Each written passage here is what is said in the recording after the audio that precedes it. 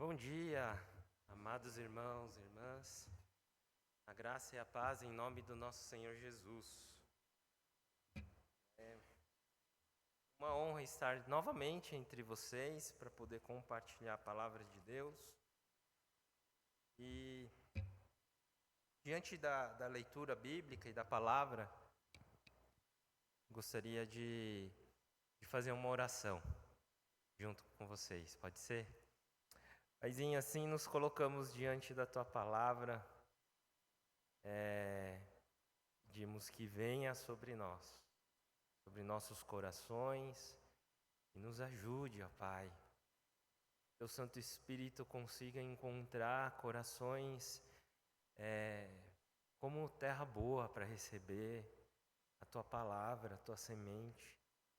Que ela venha frutificar, venha trazer consolo e encorajamento para quem está abatido. Mas ela venha atravessar todo o coração orgulhoso ou de pedra. Que a Tua boa mão nos conduza a Te encontrar nessa manhã, através da Tua palavra e da revelação dela às nossas vidas. Oramos em nome de Jesus. Amém. A palavra de Isaías 6:1 começa com o ano em que o rei Uzias morreu. E quem era o rei Uzias? O rei Uzias foi um rei que 90% da sua vida ele amou o Senhor e fez o que ele fez o que Deus fez em sua vida, o que agradava a Deus. Ele reinou 52 anos sobre Israel. Numa época e num tempo em que Israel teve 19 reis e 7 deles foram bons. Israel não, reino de Judá. Lembra que depois de Davi, Davi teve seu filho Salomão, e Salomão, através de Roboão ali, houve uma divisão entre o reino do sul e o reino do sul e reino do norte, Israel e reino de Judá. E nessa divisão houve 2 reinos, então 10 tribos no reino de Israel e 2 tribos no reino do sul, no reino de Judá. Judá tinha a tribo de Judá e de Benjamim e outras 10 tribos em cima. Não sei se vocês cresceram na igreja ou não, fizeram escola bíblica, não sei se isso é novo para vocês, mas tem desses 2 reis, tinha sempre um rei em cima e um rei embaixo. O reino de Israel, em cima com as 10 tribos, durante todo o seu período do Antigo Testamento, nenhum rei foi bom. Todos eles foram idólatras. E Deus mandou profetas, Deus mandou avisos, Deus mandou de várias maneiras sinais, crises para avisar, para exortar e etc. E o povo não se arrependeu. E a Síria veio e destruiu tudo. Tomou eles como escravos, as tribos se perderam e etc. No Reino do Sul, alguns reis foram bons. E Uzias, ele nasce num gap legal desses reis, porque o pai dele foi um rei bom. Ele foi um rei que amava a Deus e o filho dele também fez coisas boas, que amava a Deus. Né? E o rei Uzias, ele foi alguém que, depois de Salomão, Davi e Salomão foi o reino de mais prosperidade para Israel, para os judeus. É o reino de ouro, né? É isso que Israel, a expectativa de Israel, os judeus hoje ainda tem essa expectativa de que um dia esse tipo de reino político, cheio de ouro, onde eles dominarão todas as fronteiras e os vizinhos e além, e todos temerão Israel, eles esperam que o filho de Davi, não Jesus que morreu na cruz, um rei político vai se levantar e vai poder trazer de novo esse reinado de Davi e de Salomão, tão próspero, tão rico, onde eles ganhavam todas as guerras. Era quase um Sauron ali, né, derrotando todos os inimigos. Sauron do Senhor dos Anéis. E Uzias, ele foi, depois de todos esses reis ruins, etc., durante esses 52 anos, ele foi alguém assim, que ganhou muitas guerras, que expandiu as fronteiras, restaurou várias coisas em Israel. E todo mundo, uau, Uzias é o cara, Uzias é o grande rei, Uzias. Ele não teve um final legal. Seu coração, o de Uzias, se encheu de orgulho. Ele entrou no templo e queimou um incenso a Deus, algo que era exclusivamente feito por um sacerdote levita, escolhido, da tribo de Levi ali. E ele faz isso com arrogância, faz isso com um coração orgulhoso. E ele então pega a lepra e morre sozinho numa casa separada, não em seu palácio. É isso que a palavra nos revela. Por que eu estou dizendo tudo isso? Porque quando um rei morre no mundo antigo, há uma crise em sua nação, principalmente quando ele é um bom rei. O povo sofre, as pessoas sofrem, as famílias sofrem. Há uma grande crise geral, econômica, social, de expectativas, etc. Imagina, no nosso país, um presidente muda, o negócio descamba. Imagina quando um rei, naquela época, mudava, os vizinhos ficam atentos. Opa, será que está frágil? Será que dá para atacar? Será que dá para pegar um pedaço disso ou não? Onde a gente ataca, onde a gente não vai atacar? E tudo fica incerto, confuso e cheio de crise. E é sobre isso que eu quero falar, meus irmãos. Quem nesse mundo, desde que nasce, não passa por uma crise?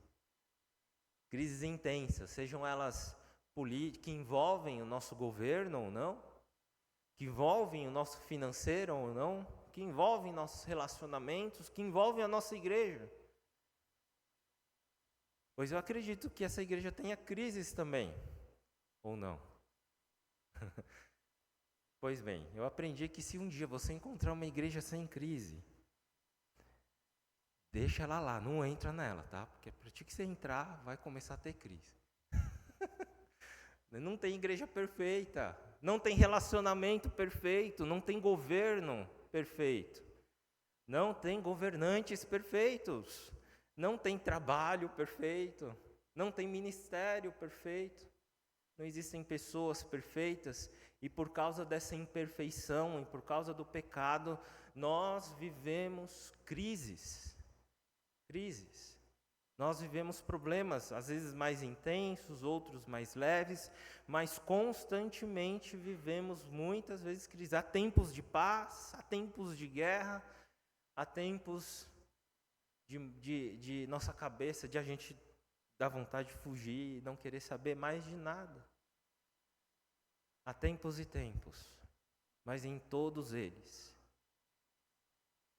o convite do profeta Isaías é o convite para todo aquele que conhece o Senhor, o nosso Deus. O que Isaías faz no ano em que o seu rei morre, em que tudo está incerto? Ele vai para a presença do Senhor.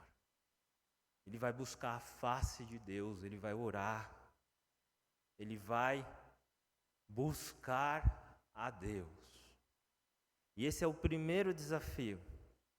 Porque diante das crises, dependendo do que for, a gente busca soluções práticas, né? Financeiro, opiniões, tal. Igreja, a gente busca pessoas, busca conselhos, busca terapia. Nada disso é ruim, é bom. Mas quando se torna só isso, é um problema. Porque o primeiro movimento do nosso coração na crise deve ser olhar para Ele. O primeiro movimento diante do problema da nossa vida, primeiro movimento deve ser buscar a face de Deus. Não há problema em buscar conselhos, em buscar pessoas para nos ajudarem, em buscar soluções práticas para aqueles problemas. Sim, você deve buscar tudo isso, é sabedoria fazer tudo isso, porém não deve acabar aí. deve haver a busca por Deus. Em primeiro lugar, a presença, a sua face, porque ali, meu irmão, é ali que você vai abrir os seus olhos para aquilo que realmente importa.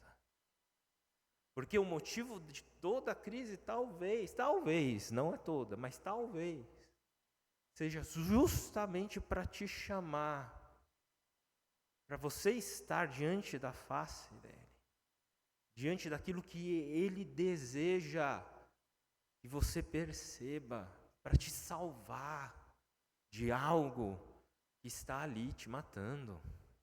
A face dele é cura para a nossa alma, é discernimento para o passo prático que a gente precisa dar.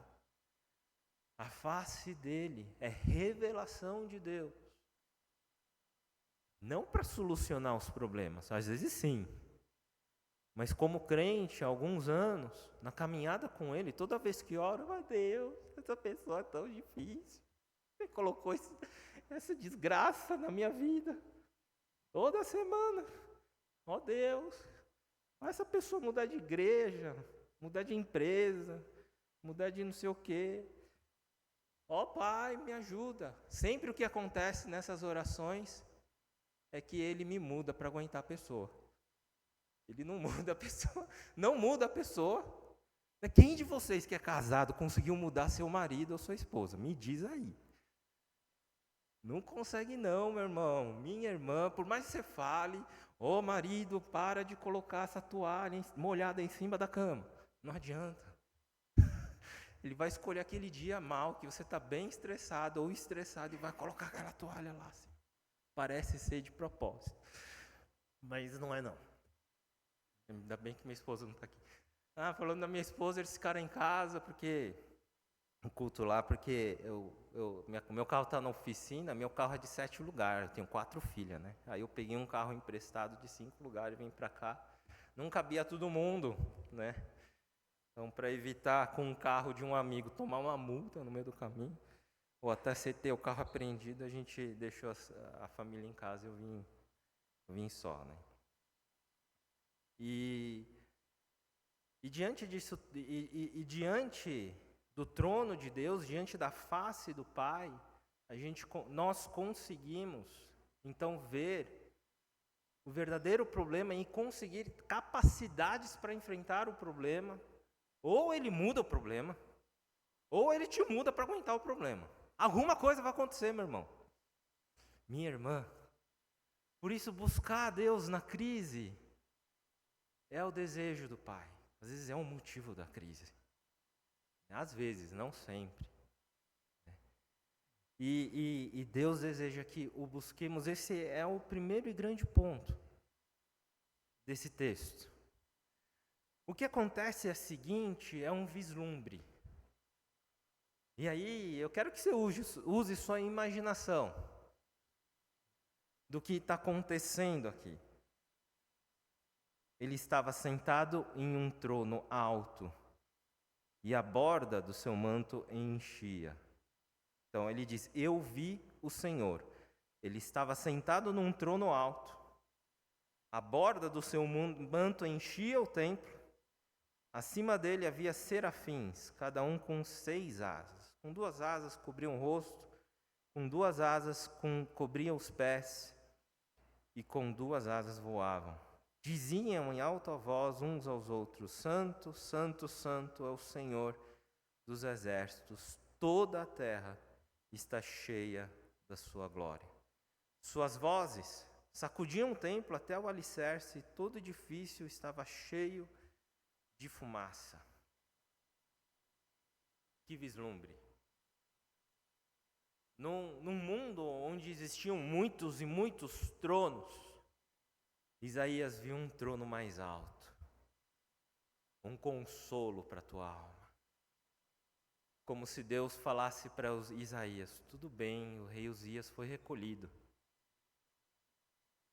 mas existe alguém maior que ele que controla todas as coisas. O consolo para aquele que vê as circunstâncias e se desespera. não vê esperança, não vê saída, não vê direcionamento para nada. Quando o desespero pega, eu te convido, olhe para a face daquele que reina sobre todas as coisas. Abraham Kuyper, um teólogo, sociólogo, ele dizia que não existe neste universo 1 metro quadrado onde Jesus olhe para ele e diga: isso é meu. Tudo está debaixo do controle deste trono. Nada saiu de vista deste rei. Até a morte ele comanda, até a vida ele comanda. Nada, meu irmão, tudo está sob o controle deste trono. Por isso, Deus estava sentado naquele trono, dizendo: Uzias, a sua aflição, a sua crise, o seu temor e o temor desse povo, eles se esgotam, se encerram, eles caem por terra, na medida em que a esses são revelados o meu trono, o poder e a glória de Deus. Tudo fica tão pequeno. Diante dele todo gigante se torna tão pequeno. Aquilo que era desesperador, sem esperança. O que eu vou fazer? Como eu vou lidar com isso? Como minha família vai ficar? Que desespero. O trono. E a graça de saber que diante desse trono poderoso e cheio de glória, que enche a terra, ele responde o salmo que nós lemos hoje. O Salmos 8, ele tem uma pergunta. Quando olho para o céu e contemplo a obra de teus dedos, a lua e as estrelas que ali puseste, é o versículo 3, pergunto: quem são os simples mortais para que penses nele? E diante dessa glória, desse vislumbre de quem ele é, daquele que põe as estrelas e as sustenta, daquele que criou o universo e todas as coisas, quem somos nós, ínfimos criaturas mortais? E o que é os nossos problemas diante dele?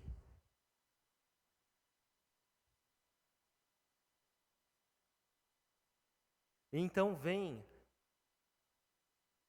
aquilo que é o verdadeiro problema.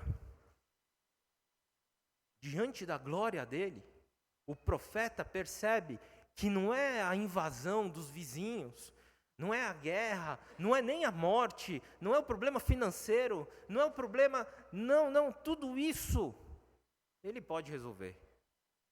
Tudo isso está debaixo do controle desse trono. E Isaías vê o verdadeiro problema dele e do seu povo, por quem ele intercede.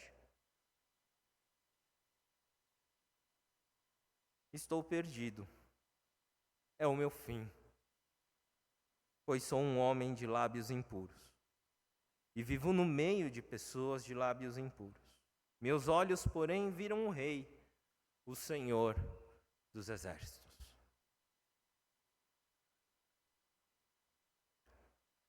Todo problema, todas as crises, tudo que nós vivemos é consequência ou é do nosso pecado ou de pecado de alguém.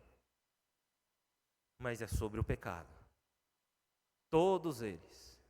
Mas deu um problema no pagamento financeiro de não sei o que extraviou, que não sei o que.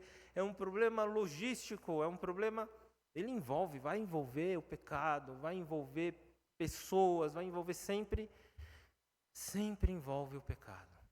E quanto pior é o problema, mais um pecado tem a ver com aquilo. O pecado, ele Ele é o verdadeiro problema de todos os problemas nossos.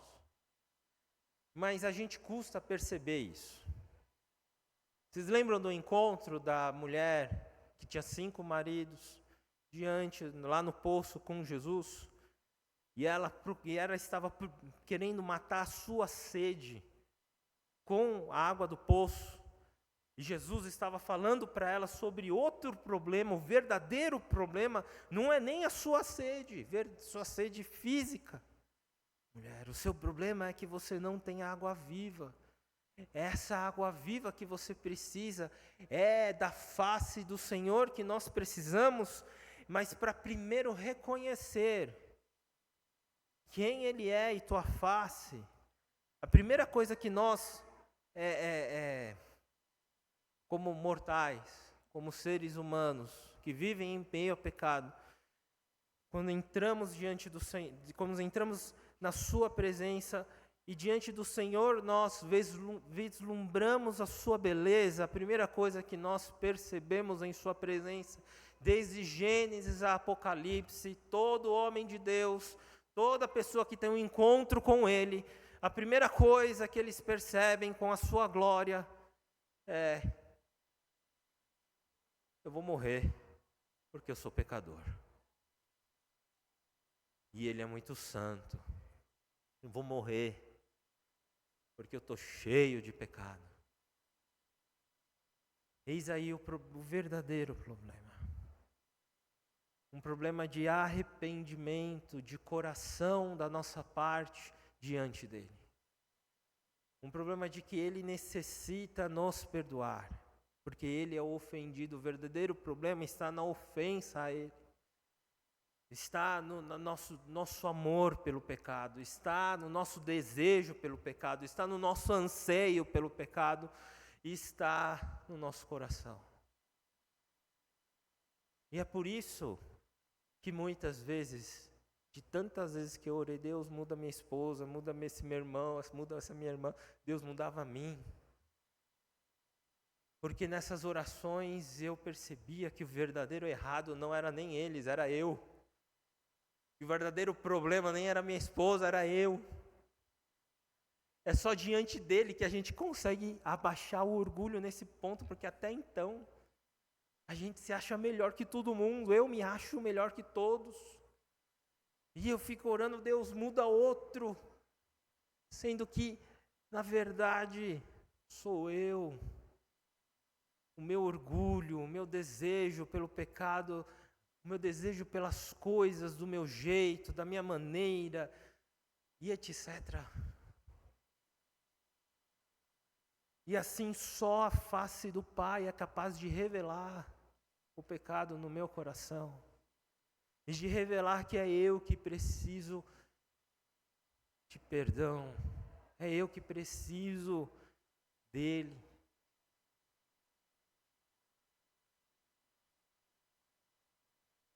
Então dos serafins voou em minha direção, trazendo uma brasa ardente que ele havia tirado do altar com uma tenaz. Tocou meus lábios com a brasa e disse: veja, essa brasa tocou os seus lábios, sua culpa foi removida e seus pecados foram perdoados.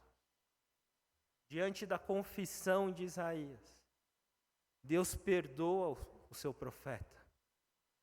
Toda essa brasa que é tirada do altar era a brasa do sacrifício que simboliza e tipifica Jesus Cristo.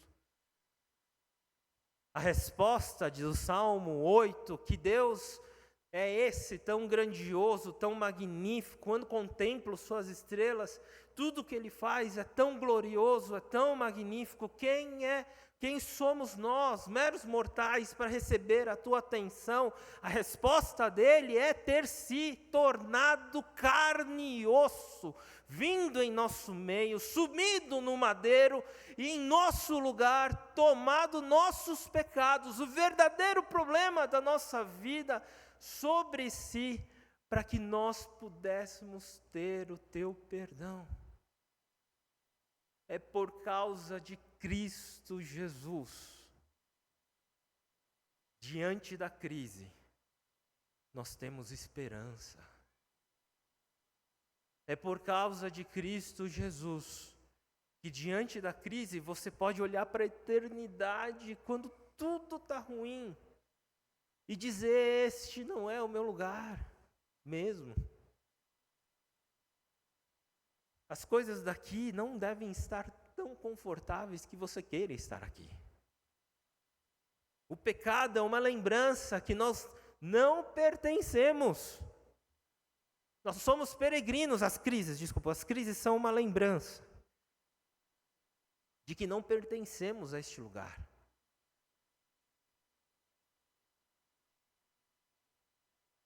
Lembrança de que nós pertencemos a outro reino. Não tem nenhum país ou nenhum governo nesta terra onde você vai poder descansar a tua alma. Onde você vai poder descansar e falar: agora estou seguro. Meu irmão, não existe reino neste mundo que possa trazer shalom para você,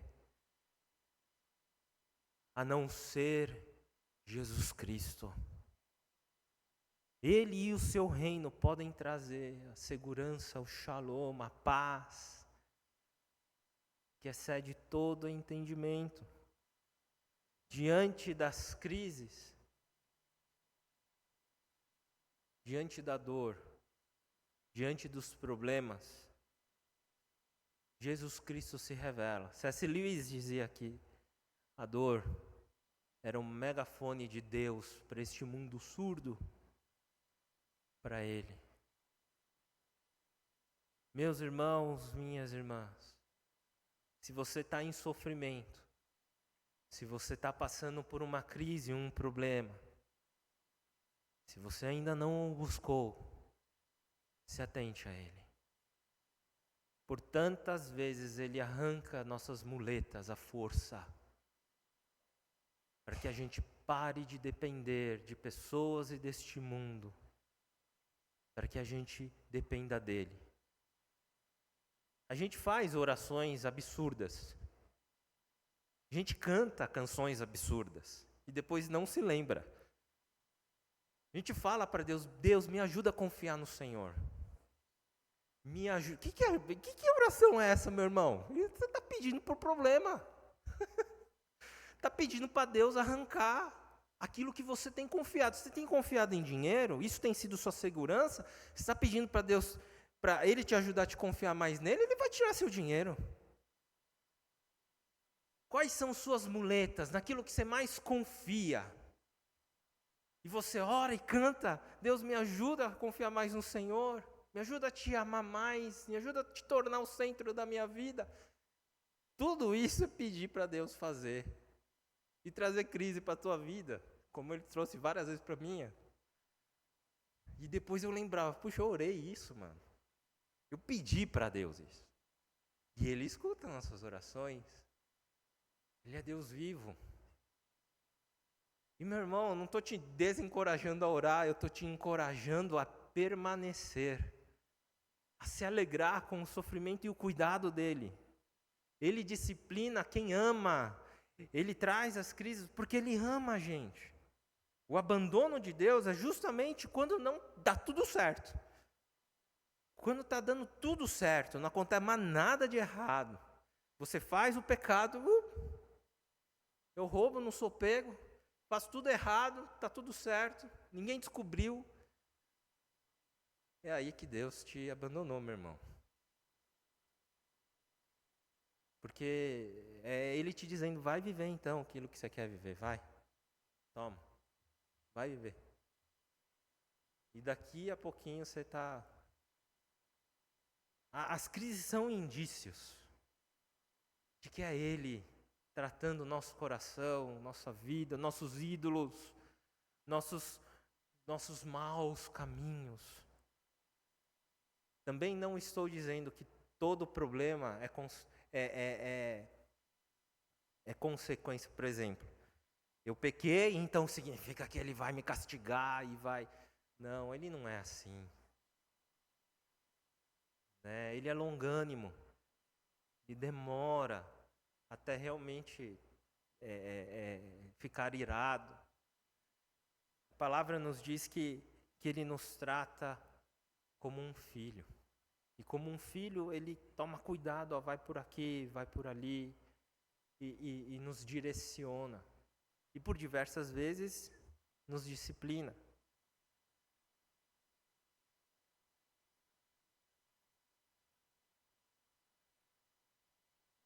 O Senhor, Ele entregou o seu Filho único para que nós pudéssemos ter esperança nele.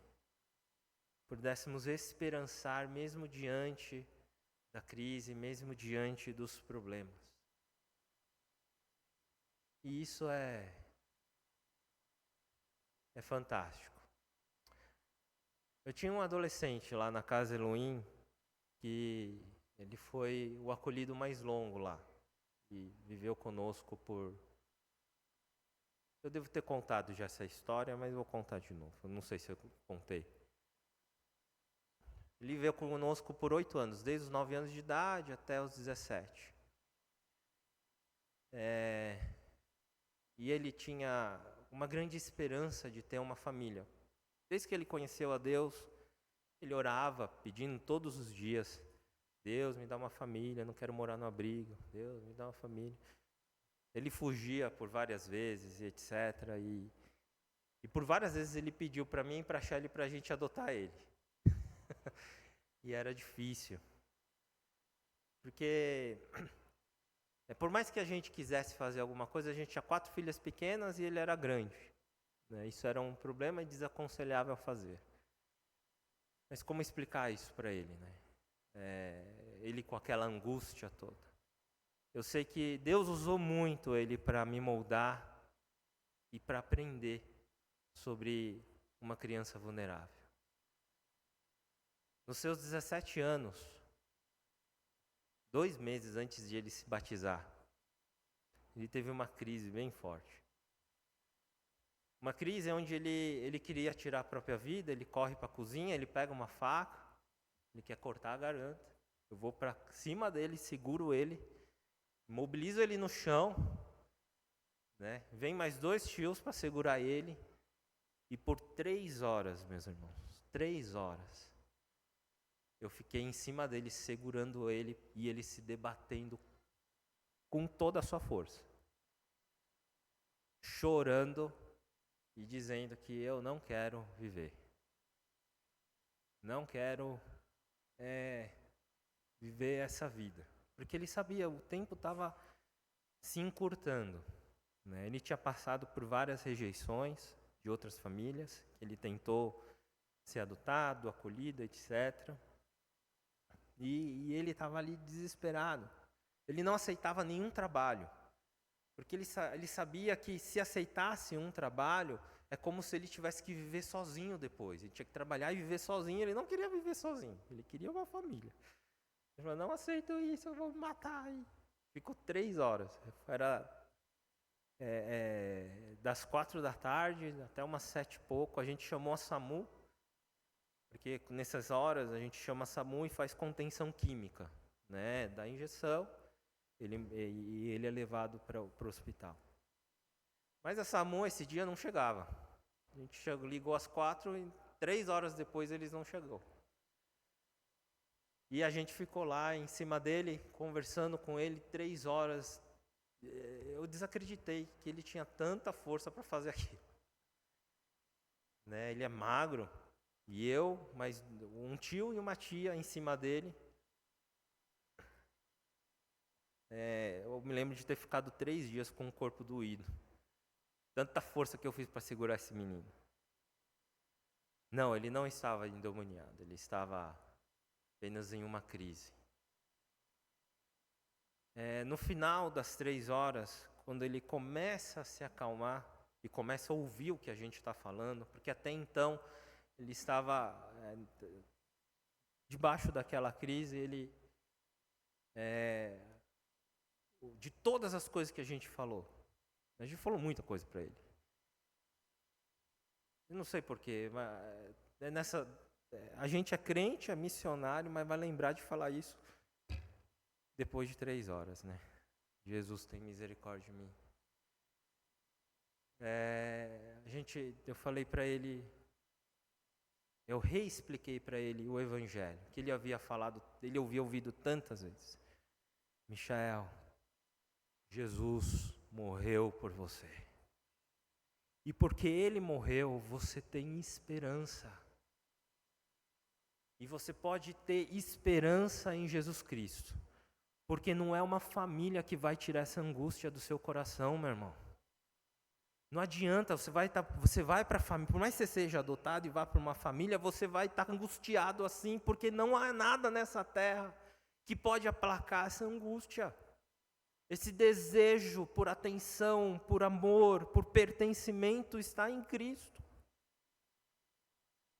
E aí, como um clique, que é obra do Espírito Santo, não é obra nossa, ele parece que entendeu, depois de tantos anos, dali ouvindo o Evangelho. Ele para pensar, e ele fica calmo. Vamos orar comigo, Michel. Ele ora. E realmente, depois daquilo, era como se ele tivesse sido mudado, transformado por Deus. Ele continuava com várias coisas erradas, de manipulação e mentira que ele fazia, mas ele estava diferente. É como se eu preciso só de Jesus, não preciso de uma família. É Jesus. Ele que vai aplacar essa angústia, é Ele. E aí ele só precisava ser lembrado disso. Quando ele tinha algum problema, alguma coisa, Michael, lembra, cara. Lembra. Você precisa de Jesus. É verdade, preciso de Jesus. Vamos parar com essa besteira que eu estou fazendo. E depois de 2 meses eu estava batizando ele nas águas, com muita alegria. Porque ele falou, não, agora eu quero batizar de verdade, eu quero entregar minha vida para Jesus. E depois de 2 meses do seu batismo, com 17 anos e 8 meses, ele foi adotado. Um milagre de Deus havia acontecido. Deus havia levantado uma família e adotou ele. E isso já fazem mais de 1 ano. Ele já completou 18 anos, está bem, está com a família, está trabalhando. Estou contando essa história porque em Cristo Jesus, porque por causa do que Ele fez, a gente pode ter esperança em todas as crises, problemas e dores que a nossa alma enfrentar. Por isso, meu irmão, diante de todas elas, busque ao Senhor. Amém? Vamos nos colocar diante dEle em oração. Gostaria de orar com vocês.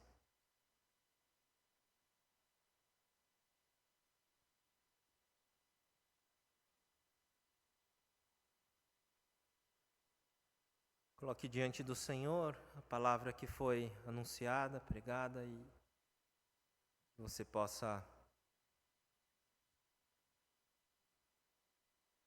ter um tempo de oração com Deus.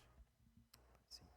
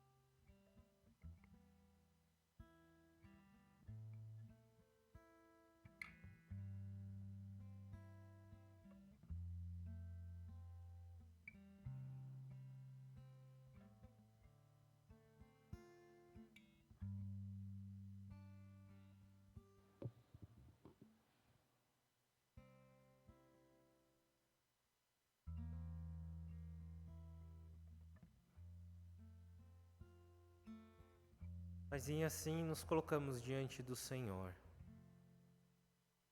Os nossos problemas, as nossas angústias, as crises, a dor, o sofrimento.